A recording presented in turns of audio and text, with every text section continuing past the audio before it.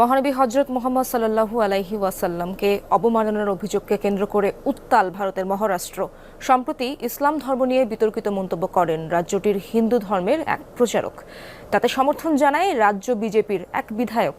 এ নিয়ে ক্ষোভে ফুঁসে ওঠেন সেখানকার মুসলিমরা। দেয়া হয় বিক্ষোভের ডাক। প্রতিবাদে মুম্বাই অভিমুখে লং মার্চ করছে হাজার হাজার মুসলিম।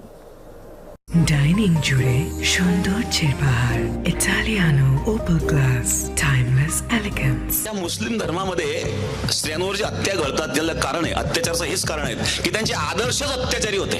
ঘটনা শুরু হয় চলতি মাসের প্রথম দিকে। মহারাষ্ট্রের এক ধর্মীয় সভায় মহানবী এবং ইসলাম ধর্ম নিয়ে কটূক্তি করেন বিতর্কিত ধর্মীয় প্রচারক রামগিরি মহারাজ, যাতে সমর্থন দেন রাজ্যেরই বিজেপি বিধায়ক নীতেশ রানা। শুধু তাই নয়, মসজিদে ঢুকে মুসলিমদের উপর হামলা চালানোর হুমকিও দেন কট্টর হিন্দুত্ববাদী এই নেতা।